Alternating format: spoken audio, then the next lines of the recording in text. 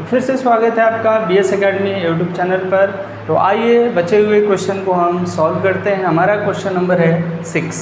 क्या कह रहा है कि ABC and ADC are two equilateral triangles on a common base AC। कह रहा है कि ABC और ADC दो ट्रायंगल्स हैं और ये दोनों ट्रायंगल एक ही बेस AC पर बने हुए हैं। फिर कहता है कि find the angles of resulting quadrilateral.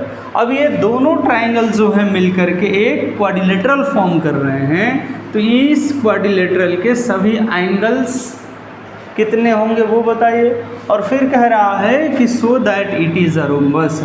और ये जो क्वाड्रिलेटरल फॉर्म हो रहा है तो ये क्या है, एक रोम्बस है, ऐसा आपको प्रूफ करना है।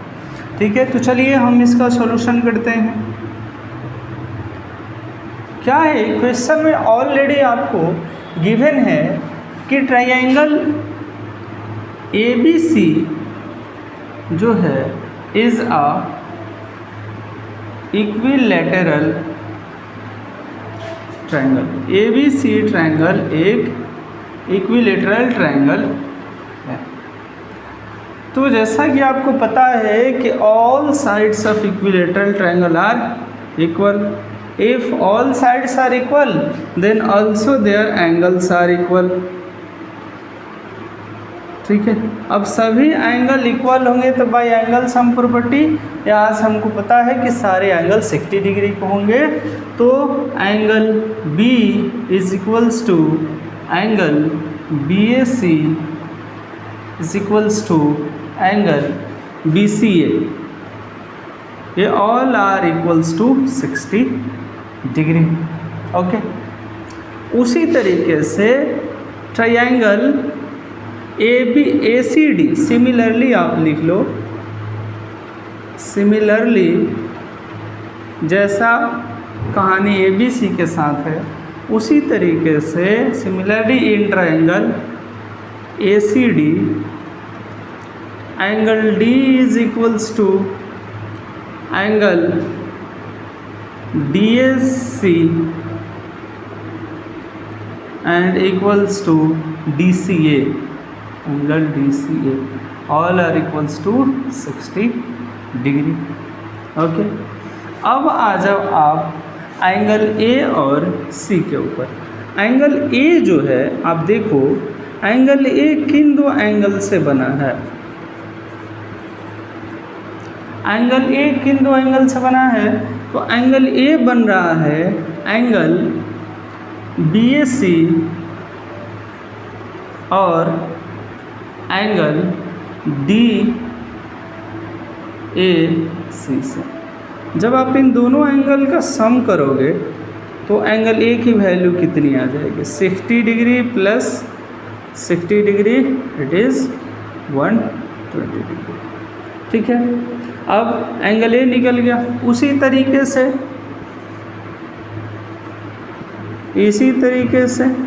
एंगल C भी कितना हो जाएगा? तो सर 60 प्लस 60 120 डिग्री ही होगा। ओके, आई होप ये चीज़ समझ में आ गई आपको। अब आते हैं, प्रूफ करना है कि ABCD जो है वो क्या है, रोम्बस है। ठीक है, तो इन क्वाड्रिलेटरल ABCD, क्वाड्रिलेटरल ABCD में क्या है कि आप ABC जो है वो इक्विलेटरल ट्रायंगल है, तो यहाँ से ये साइड जो होंगे वो सारे आपस में इक्वल होंगे। AC side equals to AB equals to BC। इसको इक्वेशन 1 मान लो। उसी तरीके से इस दूसरे ट्रायंगल में चला जाए तो AC equals to AD and DC equal हो गए। ठीक है, इक्वेशन 2। अब आप देखो कि दोनों ही सिचुएशन में AC के इक्वल्स है। इसका मतलब क्या हुआ कि सारे साइड जो हैं आपस में इक्वल हो गया, यानी कि AB जो है इक्वल हो गया BC के, BC इक्वल हो गया DC के, और DC इक्वल हो गया AD के। अब आप रोम्बस का प्रॉपर्टी आपको पता है ना, रोम्बस की प्रॉपर्टी ये है कि all sides of rhombus are equal, जो कि यहाँ प्रूफ हो गया। तो इस वजह से जो है ABCD क्या है, इज अ रोम्बस।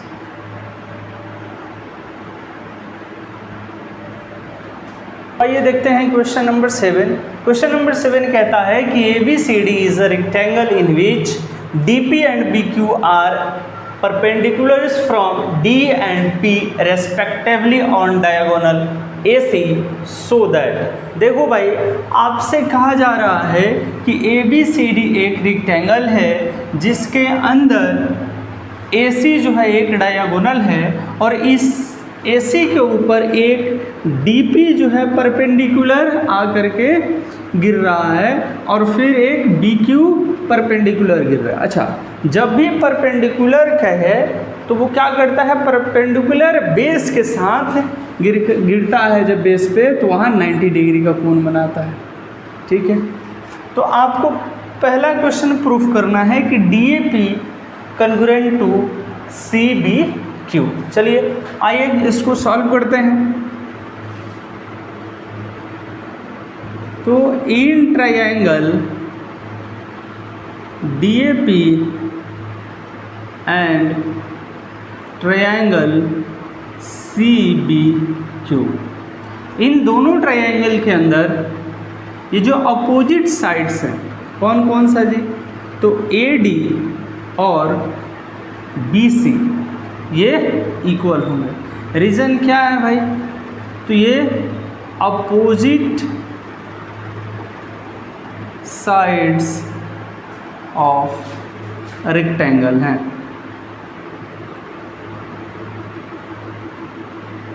ठीक है, दूसरा चीज़ कि एंगल P जो है वो एंगल Q के बराबर है।